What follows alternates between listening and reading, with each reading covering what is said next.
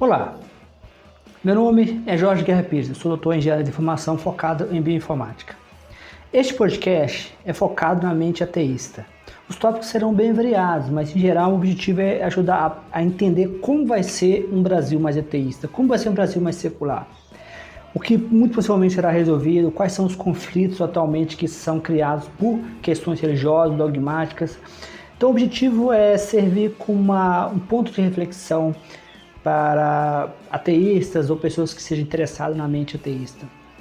Então, nosso objetivo é, em cada episódio, tratar de forma diferente ou de forma bem variada a mente ateísta. Inicialmente, eu vou produzir os episódios eu mesmo, mas nós vamos ter possivelmente convidados, qualquer pessoa que conheça um ateísta que tem uma certa influência e queira sugerir para o podcast para ser entrevistado, para a gente bater um papo, ou até mesmo se você tiver qualquer influência no ateísmo brasileiro que tem algum tipo de importância no mundo do ateísmo brasileiro, você está convidado a participar. Eu sou autor de vários livros e os meus últimos livros têm sido focados em ateísmo. Eu sugiro eu peço gentilmente que conheça os meus livros na Amazon, no Google Books e também conheça meu canal do YouTube, onde esse podcast vai estar disponível com episódios extras e também será disponível, todos os episódios do podcast estão disponíveis no YouTube com a adição de mais episódios. Então se inscreva no meu canal do YouTube e deixa seu like e suas estrelas, dependendo de qual plataforma você estiver usando. Então, bom aprendizado. Olá, bem-vindos a mais uma conversa aqui. Hoje o nosso papo parte de uma pergunta, assim, bem direta e que pode até incomodar um pouco, sabe? Ela foi levantada num artigo recente do Jorge Guerra Pires, que questiona: seria o cristianismo uma religião do amor? A gente ouve isso direto, né? Quase como um fato consumado. Mas o material que a gente analisou, incluindo esse texto do Pires, aliás, ele tem um perfil interessante. Doutor em bioinformática, pesquisador, mas que hoje se dedica muito a escrever sobre ciência, religião, pensamento crítico. Enfim, esse material todo nos convida a olhar além do óbvio, sabe? A questionar essa imagem. Então, nossa ideia aqui é investigar a fundo os argumentos, os exemplos, as comparações que essas fontes trazem. A gente quer entender se a prática real do cristianismo ao longo da história e na sociedade, como descrita nesses textos, realmente sustenta essa fama de religião do amor. Ok, vamos começar a desvendar isso aí. A análise que a gente se propõe a fazer é justamente essa, confrontar o discurso, essa autoimagem comum com os fatos, né, com os eventos concretos e os padrões que as fontes apontam. O que esses materiais sugerem sobre o que acontece quando a fé encontra o mundo real, principalmente em momentos de discordância, de conflito ou quando algum dogma é desafiado. E a resposta que emerge desses textos, olha, é bem mais complexa. E às vezes um pouco mais sombria do que essa ideia de amor universal levaria a crer. E o artigo principal que a gente usou como base começa com um caso moderno bem marcante. Dover, lá na Pensilvânia, em 2005. Foi uma polêmica enorme sobre ensinar ou não o design inteligente junto com a teoria da evolução na escola. E isso acabou rachando a cidade.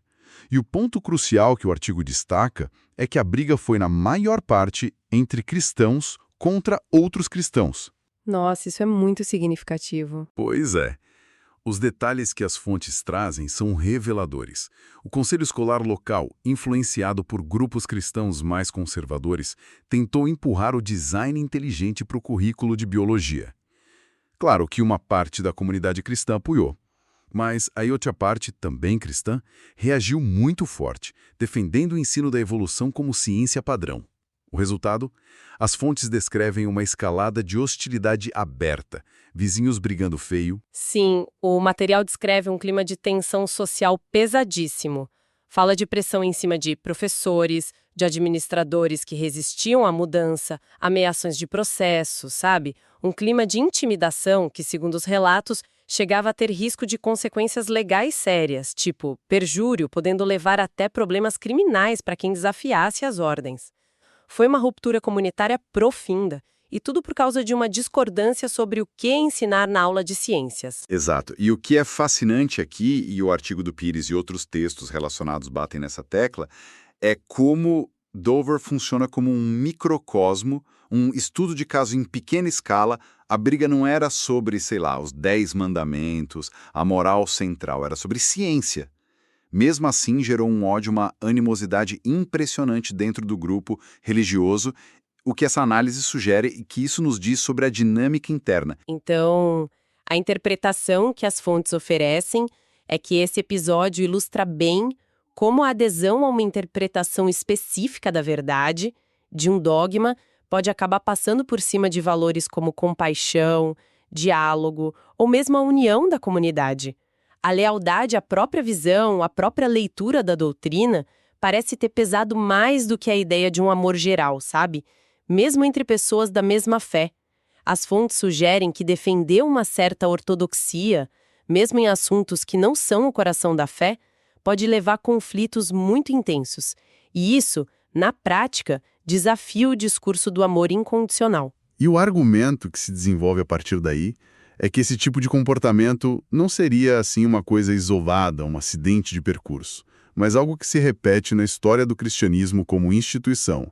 As fontes trazem exemplos bem mais antigos para mostrar essa dinâmica, né? Trazem, sim. Um deles é Hipátia de Alexandria.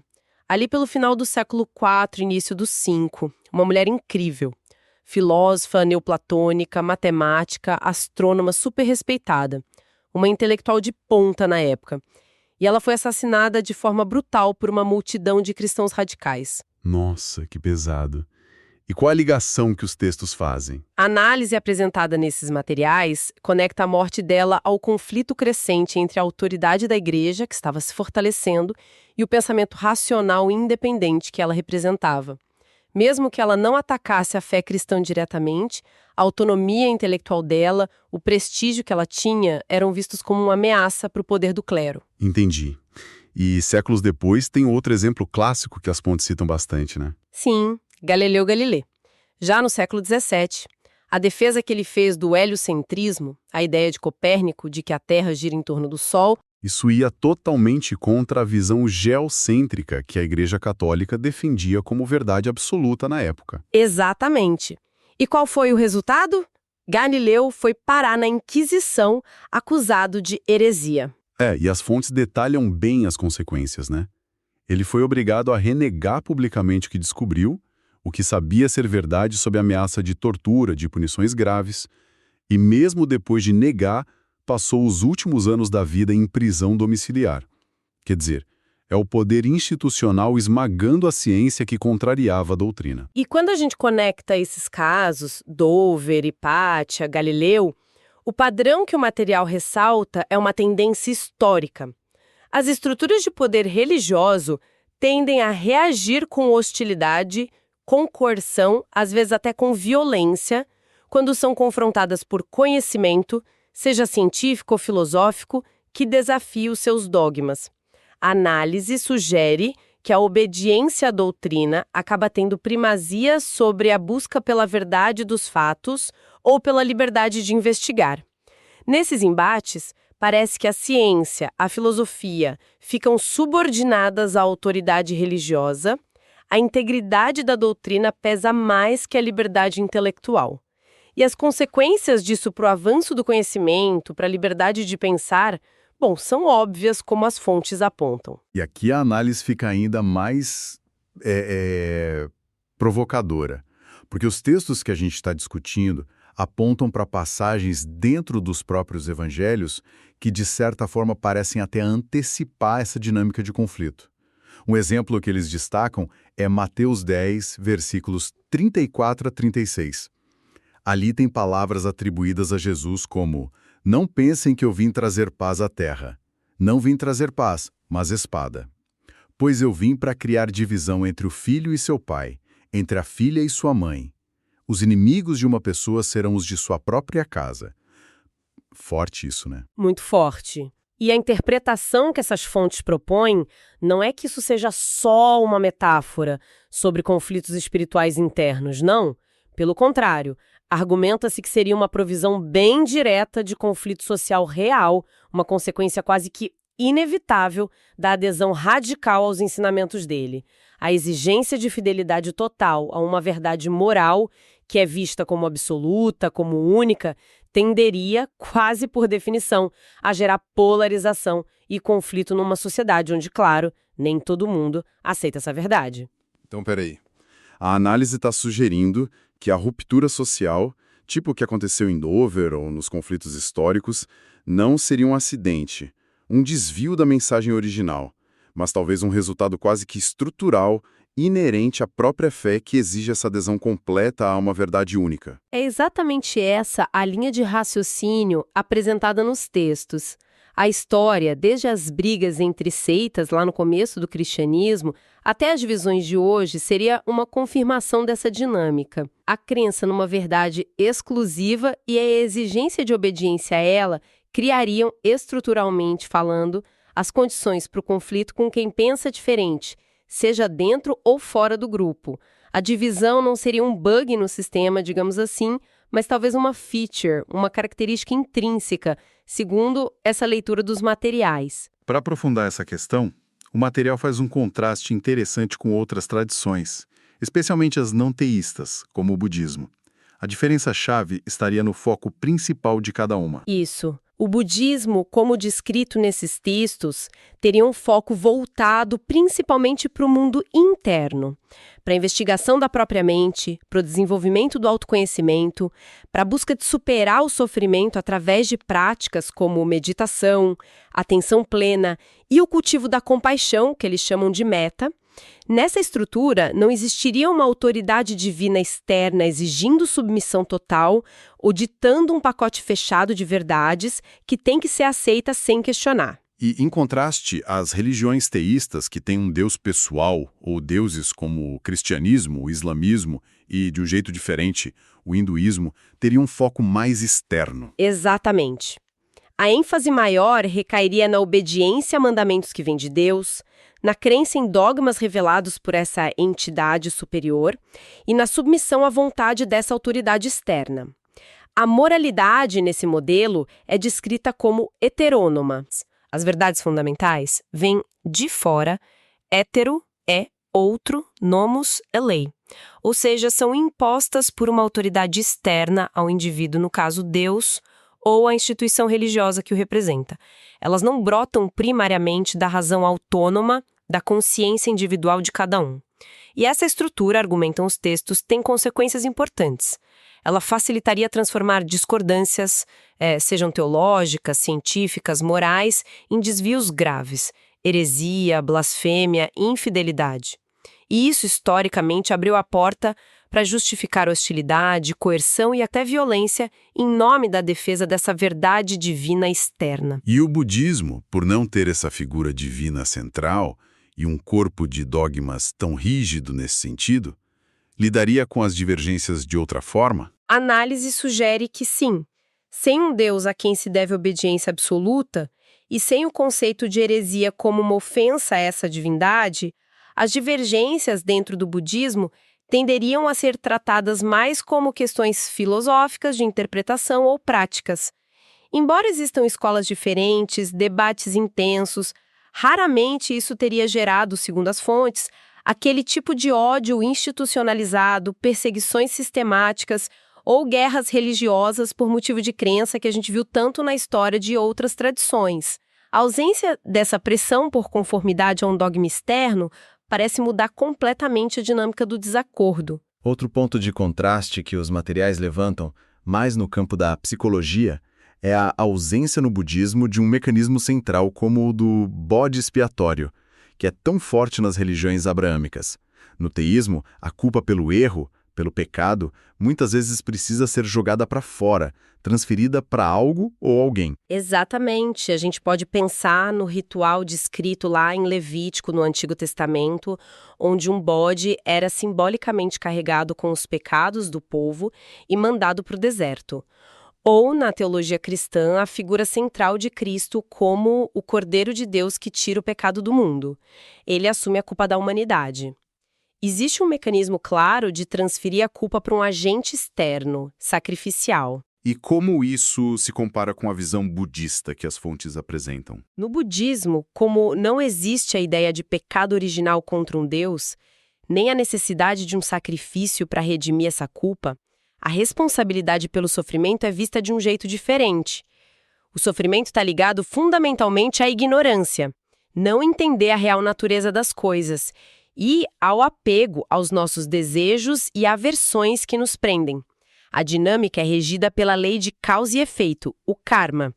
Portanto, a responsabilidade é interna. Não tem uma entidade externa para quem transferir a culpa, nem de quem esperar um perdão que apague as consequências dos atos. A análise sugere que isso força uma ética de autorresponsabilidade muito mais radical. A origem do sofrimento e a chave para se libertar dele estão dentro da própria mente. Interessante.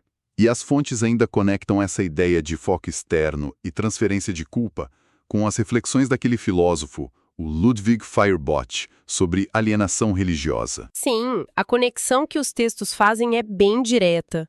Citam aquela frase famosa do Feuerbach: a teologia é antropologia. A ideia central dele é que o conceito de Deus seria, na verdade, uma projeção idealizada das melhores qualidades humanas, amor, justiça, poder, sabedoria, para fora de nós mesmos, numa entidade externa e perfeita. E ao fazer essa projeção, como Feuerbach disse, de forma bem forte, para Deus ter tudo, o homem precisa ser nada. O ser humano se esvaziaria do próprio potencial, se tornaria dependente, submisso a essa criação externa. E o budismo, então, com esse foco interno, evitaria esse tipo de alienação que o Feuerbach descreveu? Que sim, pelo menos essa forma específica de alienação.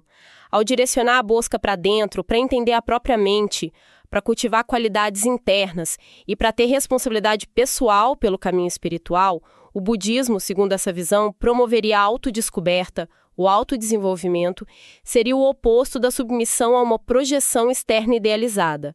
É um caminho de imanência, de encontrar o sagrado dentro, em vez de uma transcendência focada numa entidade totalmente separada. E para fechar, os materiais também tocam na questão das reações, muitas vezes agressivas, quando o cristianismo é criticado. Mencionam, por exemplo, a experiência de figuras como o escritor José Saramago. Ele chegou a dizer que estava ficando velho, cansado da hostilidade que recebia quando criticava a religião.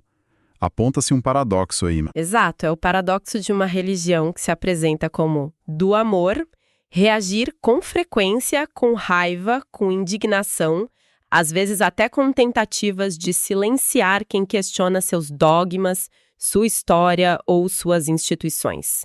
Alguns estudos citados nas fontes tentam entender o porquê dessa reatividade. E o que esses estudos sugerem? Qual seria a explicação?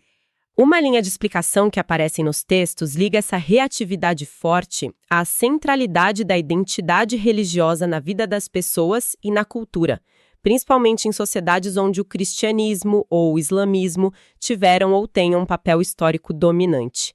Nesses contextos, uma crítica à religião pode ser sentida não só como uma discordância de ideias, mas como um ataque pessoal à identidade do fiel e até como uma ameaça à ordem social baseada naqueles valores religiosos. A fé se mistura muito com o senso de quem a pessoa é e a qual grupo ela pertence. E como isso se contrasta com outras tradições como o budismo nesses estudos que as fontes mencionam? Alguns estudos comparativos indicaram, segundo as fontes, que praticantes budistas tenderam a mostrar, em média, menos reatividade emocional e mais abertura cognitiva quando confrontados com críticas às suas crenças.